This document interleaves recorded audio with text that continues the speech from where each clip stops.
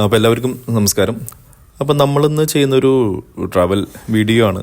കാരണം ഇന്ന് ചെറിയൊരു ഫംഗ്ഷൻ അറ്റൻഡ് ചെയ്യാനായിട്ടാണ് പോകുന്നത്. അതിരാവിലെ തന്നെയായിരുന്നു മുഹൂർത്തം. ചെറിയൊരു ഫംഗ്ഷൻ അപ്പോൾ അത് നമ്മുടെ പാലക്കാട് ജില്ലയിലെ വടക്കഞ്ചേരി അവിടെ നിന്നൊരു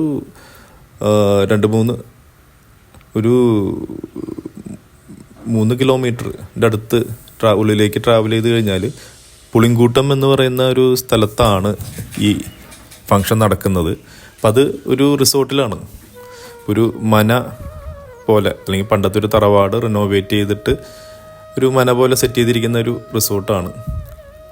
അപ്പോൾ നമുക്കത് കയറി ചെന്നപ്പോൾ തന്നെ ഭയങ്കരമായിട്ട് ഇഷ്ടപ്പെട്ടു. കാരണം അവിടെ ഒരു കാം ആൻഡ് ക്വയറ്റ് ആയിട്ടുള്ളൊരു അറ്റ്മോസ്ഫിയർ, പിന്നെ നല്ല വൃത്തിയോടുകൂടി അവരത് സൂക്ഷിച്ചിട്ടുണ്ട്. പഴയൊരു നായർ തറവാടാണെന്ന് തോന്നുന്നു. അത് റിനോവേറ്റ് ചെയ്തൊരു റിസോർട്ടാക്കി മാറ്റിയിരിക്കുന്നതാണ്. ഇപ്പോൾ ചെടികളാണെങ്കിലും നല്ല രീതിയിൽ അവർ മെയിൻറ്റെയിൻ ചെയ്ത് അറേഞ്ച് ചെയ്തിട്ടുണ്ട്.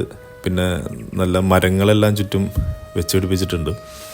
പിന്നെ ഈ ഒരു സമയം ഒരു ജനുവരി മാസം ആയതുകൊണ്ടാണോ എന്നറിയില്ല, ചൂടൊന്നും ഉണ്ടായിരുന്നില്ല. ഇപ്പോൾ വണ്ടി പാർക്ക് ചെയ്യാനാണെങ്കിലും അവിടെ സൗകര്യം ഉണ്ടായിരുന്നു നല്ല രീതിയിൽ. പിന്നെ ഫോട്ടോസ് എടുക്കാൻ, പ്രത്യേകിച്ച് കേരള ഒരു ട്രഡീഷണൽ സ്റ്റൈലിലുള്ളൊരു ബാക്ക്ഗ്രൗണ്ടിൽ നല്ല രീതിയിൽ ഫോട്ടോസ് എടുക്കണമെങ്കിൽ പറ്റിയൊരു സ്ഥലമായിട്ടാണ് എനിക്ക് തോന്നിയത്. ഇപ്പോൾ ഈ മനയുടെ പുറത്താണെങ്കിലും അകത്താണെങ്കിലും നല്ലൊരു ലൈറ്റിങ്ങും നല്ലൊരു ആംബിയൻസാണ് നമ്മുടെ ഫോട്ടോസ് എടുത്തപ്പോൾ കിട്ടിയത്.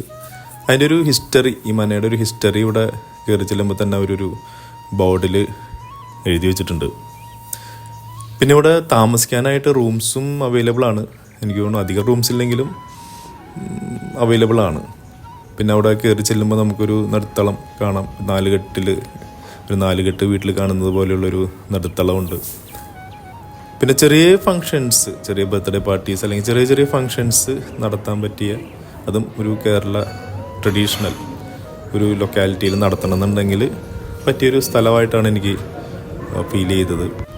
ഈ ഹാള് AC അല്ല, പക്ഷേ അവരുടെ ഡൈനിങ് ഏരിയ AC ആണ്.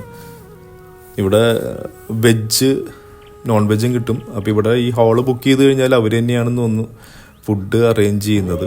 അപ്പം അതിന് പെർ പ്ലേറ്റാണ് അവർ ചാർജ് ചെയ്യുന്നതെന്നാണ് എനിക്ക് തോന്നുന്നത്.